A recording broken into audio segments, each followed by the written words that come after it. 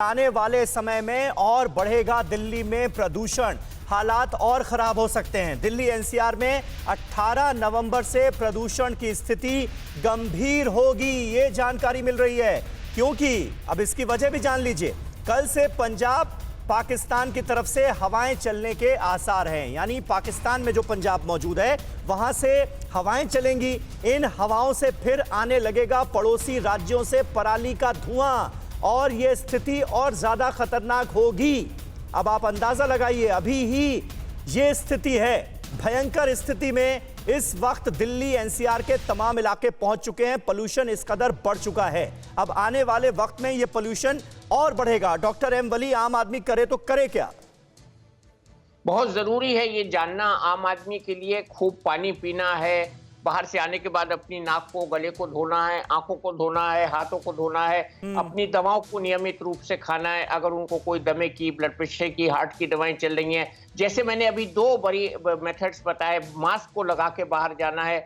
अव्वल तो बाहर बिल्कुल नहीं जाना है जब तक कि नितांत आवश्यक न हो। दूसरा, वो अपनी मास्क के साथ साथ कम से कम बाहर निकलेंगे तो ये कम होगा। और कार की शेयरिंग खुद से करें और इवन के इंतजार में न रहें। बच्चों को स्कूल बिल्कुल नहीं भेजें, इवन प्रेप के स्कूल जो बंद नहीं है, छोटे स्कूल, उसमें तो छोटे बच्चों को बिल्कुल नहीं भेजें।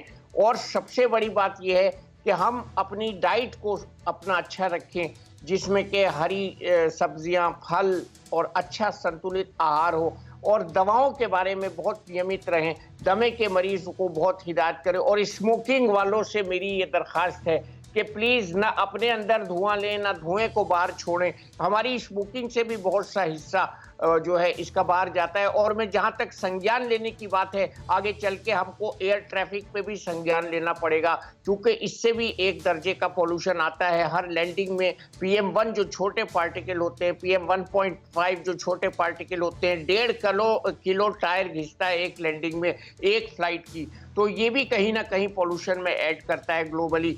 और सबसे ज्यादा जो नुकसान होता है वो घरों के अंदर हम जो जलाते हैं चूल्हा। कुछ लोगों का ये कहना है कि लोग फिर से जो है लकड़ी वाले चूल्हे पर आ रहे हैं धीरे धीरे, क्योंकि कुकिंग गैस की उपलब्धि उनके आसपास नहीं है। तो उसमें भी कम से कम उसका प्रयोग करें। कार्बन एमिशन जहां से भी हम कर रहे हैं वो कम करें। अपने घर में हम ऐसी चीजें इस्तेमाल करें जिनसे कार्बन एमिशन कम होता है। सबसे ज्यादा घर में कुकिंग मीडियम जो है, जो कुकिंग का तरीका है, उस पर वॉच रखें। तो ये सब चीजें जो हैं ये बहुत जरूरी हो जाती हैं ऐसे माहौल में। और ये माहौल जो है बहुत ही सेहत के लिए नुकसानदेह है। आप बार बार जो जोर दे रहे हैं आपके चैनल को, आपको मैं मुबारकबाद देता हूं कि जिस शिद्दत से आप इस मुद्दे को उठा रहे हैं, ये उससे भी बहुत ज्यादा शदीद मुद्दा है। हम लोगों की सेहत से जुड़ा हुआ है, फेफड़ों की सेहत से जुड़ा हुआ है। बिल्कुल सही बात आपने कही डॉक्टर स्वाति। छोटा सा आपका एक कमेंट, लोग करें क्या इस चर्चा को खत्म करने से पहले? देखिए, डॉक्टर वली ने जिस तरह से अभी सारी बातें बताई सर ने, उसी में थोड़ा सा और इजाफा करूंगी कि बात यह है कि हम क्या क्या चीज किस तरह से इस प्रदूषण को अंदर जाने से, शरीर में अंदर जाने से रोक सकते हैं। तो आपको मास्क लगाने की जरूरत है। आप जितना ज्यादा अपना शरीर ढक सकते हैं उतना ढक करके बाहर निकले। और तीसरा, आप चश्मे का या गॉगल्स का इस्तेमाल कर सकते हैं ताकि आंखों में ज्यादा इरिटेशन ना हो। दूसरी चीज ये है कि जब हम उसको पूरी तरह से तो रोक नहीं सकते हैं, तो जो वो हमारे शरीर में तत्व जा रहे हैं उनसे लड़ने के लिए हमें एंटीऑक्सीडेंट्स चाहिए बॉडी में। यानी कि मात्रा में पानी पीना होगा। और हमें जो अभी मौसम के अच्छे फल सब्जियां आ रही हैं, बिल्कुल सही बात है। डॉक्टर स्वाति, डॉक्टर वली, बहुत बहुत शुक्रिया आप दोनों का। और पीयूष पांडे, आपका भी बहुत बहुत शुक्रिया। अड़ी सोमवार से शुक्रवार शाम 6 बजे सिर्फ TV9 भारतवर्ष पर।